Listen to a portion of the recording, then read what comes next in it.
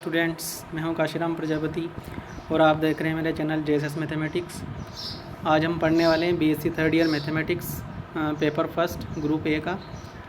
Paper का नाम है numerical methods and scientific computation, संख्यात्मक विधियां और वैज्ञानिक संगणना। आज हम पढ़ने वाले हैं यूलर्स मेथड या आयलर विधि। यूलर्स भी पढ़ते हैं इसको और आयलर भी, और ये भी एग्ज़ाम में आने की संभावना है 100%। तो अच्छे से करिएगा इसको। देखिए, हमने एक मेथड करी थी पहले, पिकार्ड्स मेथड, अवकल समीकरण को हल करने की। तो ये भी एक अवकल समीकरण को हल करने की विधि है जिसे कहते हैं यूलर्स मेथड। प्रतिबंध क्या है मैंने बताया था इसमें, y(x0) = y0, मतलब जो ब्रैकेट में रहेगा वो x0 का मान रहेगा और इक्वल से रहेगा वो y0 का मान रहेगा। तो यहाँ पे प्रारंभिक प्रतिबंध है हमारे पास y = y0 जब x = x0। इसका मतलब ये है कि y और ब्रैकेट में x0 = y0। तो इस तरह से भी हम इसे लिख सकते हैं। यूलर्स मेथड या आयलर विधि का जो फॉर्मूला होगा वो इस तरह से होगा, yn = yn-1 + hf xn-1 yn-1। मतलब एक कम हो जाएगा, यहाँ 2 लिखेंगे तो यहाँ पे 1 हो जाएगा, यहाँ पे 1 लिखेंगे तो यहाँ पे 0 हो जाएगा। और h मतलब उसमें अंतराल, जो अंतराल हमें दे रखा होगा उस आधार पे हम उसमें उसका सॉल्यूशन फाइंड करेंगे। देखिए, आयलर विधि के प्रयोग से क्वेश्चन देखिए, आयलर विधि के प्रयोग से समीकरण dy/dx = xy ये दे रखा है हमें, और dy/dx को मैंने बताया अभी क्या लिख सकते हैं, fxy भी लिख सकते हैं, x और y का फलन है ना। और y0 = 0। अब यहाँ पे वही y, देखिए y0 = 0 मतलब जो y(x0) इक्वल क्या रहता है हमारे पास, y0। तो यहाँ पे y0 मतलब x0 का मान 0 है और y0 का मान 1 है। जो ब्रैकेट में रहेगा वो x0 और इक्वल से में रहेगा वो y0। y 0.4 ज्ञात करना, मतलब 0.4 तक हमें ज्ञात करना है, और h की वैल्यू दे रखी है हमें 0.1।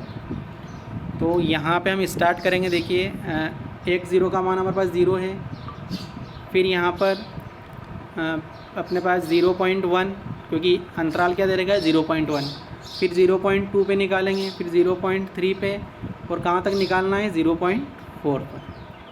तो हम पहले 0.1 पे निकालेंगे, x = 0.1, 0.2 पे y का मान, 0.3 पे y का मान, और 0.4 पे y का मान, y का सन्निकट मान।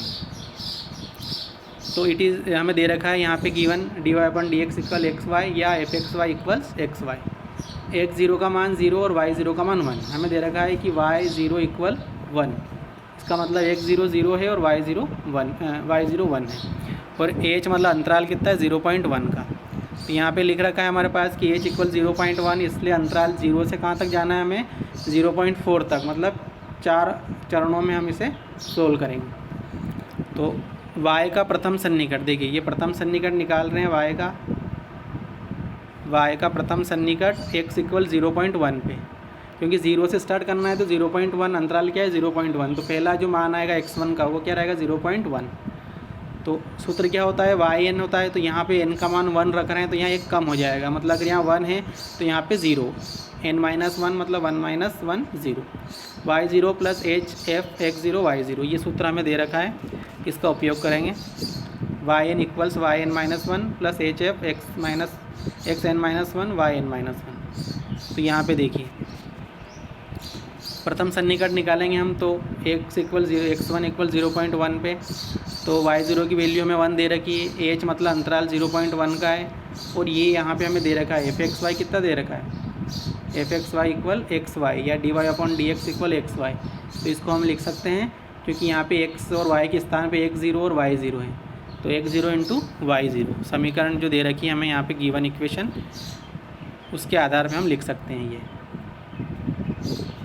ये देखिए, ये समीकरण दे रखी है fxy या dy/dx = xy। तो यहाँ पे हम इसका उपयोग करके ये प्रथम सन्निकट निकालेंगे। अब देखो x0 मतलब 0, y0 मतलब 1, तो ये तो पूरा 0 हो जाएगा, ये पूरा बचा है क्या 1। तो y1 की वैल्यू 1 आई, x1 = 0.1 पे y1 की वैल्यू कितनी है 1।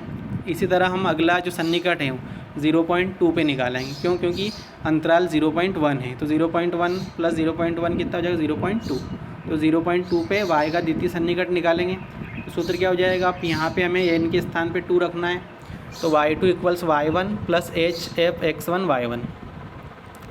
y2 इक्वल्स y1 की वैल्यू अभी निकाली हमने, कितनी है 1। एच की वैल्यू मतलब अंतराल 0.1 है, और इसको लिख सकते हैं x1 इंटू y1 समीकरण 1 से, जो दे रखा है हमें dy/dx या fxy इक्वल xy। तो xy मतलब x और y के स्थान पे x1 और y1 रखना है अब द्वितीय सन्निकट में। अब देखिए y1 की वैल्यू 1 है, h की वैल्यू 0.1, x1 की वैल्यू यहाँ पे क्या लेना है हमें 0.1, जो x1 अभी निकाला इससे पहले 0.1, और y1 की वैल्यू कितनी है 1। ये दोनों x1 y1, ये y1 है और इस पे निकालना है हमें ये x1 इक्वल 0.1। तो यहाँ पे द्वितीय सन्निकट निकाला मतलब x इक्वल 0.2 पे निकाला, कितना आएगा 1.01, ये y2 हो जाएगा। अब हमने 0.1 पे निकाला, 0.2 पे निकाला, अब 0.3 पे निकालेंगे, और कहाँ तक निकालेंगे 0.4 तक, क्योंकि हमें क्वेश्चन में दे रखा है 0.4 तक ज्ञात कीजिए। तो यहाँ पे अगर 0.3 तक होता तो 0.3 तक निकालते। अब y का तृतीय सन्निकट निकालेंगे तो x3 इक्वल 0.3। अब इसमें क्या हो जाएगा, n का मान 3 रखेंगे सूत्र में, तो y3 इक्वल्स कितना, एक कम हो जाएगा y2 plus H F x2 y2। ये समीकरण उससे लिख देंगे, क्या लिख सकते हैं xy मतलब x2 इंटू y2, क्योंकि dy/dx कितना दे रखा है fxy या fxy इक्वल xy। तो x और y के स्थान पे x2 और y2 रखना है।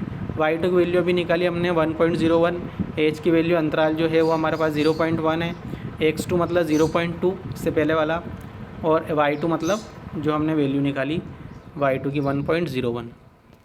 तो y3 की वैल्यू क्या हो जाएगी 1.0302। कैलकुलेटर की सहायता से आप इसको हल करिएगा, एग्ज़ाम में ले जा सकते हैं आप, सिंपल कैलकुलेटर। तो यहाँ पे अब लास्ट में हमें निकालना है y का चतुर्थ सन्निकट x4 इक्वल 0.4 पर। अब 0.4 पे y4 मतलब n का मान 4 रखना है, तो y4 इक्वल्स एक कम हो जाएगा y3 plus H F x3 y3। तो y3 प्लस एच इंटू समीकरण x से लिखते हैं xy मतलब x3 इंटू y3। तो y4 इक्वल्स y3 मतलब कितना अभी निकाला हमने 1.0302, h मतलब अंतराल 0.1, और यहाँ पे x3 का मान 0.3 लेंगे, और y3 का मान जो भी निकाला हमने 1.0302। तो y4 का मान आ जाएगा हमारे पास, कैलकुलेटर से इसको हल करेंगे तो 1.061106। अब इस पूरे जो आंसर हमारे पास आए x इक्वल 0.1, 0.2, 0.3 और 0.4, इसको एक तालिका के रूप में हम दर्शा सकते हैं कि जब x का मान 0 है तो हमें दे रखा था, अगर जब x का मान 0 है तो y का मान 1 दे रखा था, कि हमें दे रखा था कि y0 इक्वल कितना 1। तो x0 का मान 0 और y0 का मान 1, मतलब x इक्वल 0 पे y कितना 1। फिर हमने 0.1 पे निकाला, x इक्वल 0.1 पे तो 1 आया, 0.2 पे निकाला तो 1.01, 0.3 पे निकाला तो 1.0302, और 0.4 पे निकाला ये वाला 1.061106। तो इस तरह से हम ये फाइंड करते हैं, और दो क्वेश्चन आप हल करिएगा ये। एक तो आयलर विधि से, ये इसमें भी क्या है x इक्वल 0.3 के लिए 3 पुनरावृत्ति तक, मतलब x 0.1, 0.2 और 0.3 तक हमें ज्ञात करना है।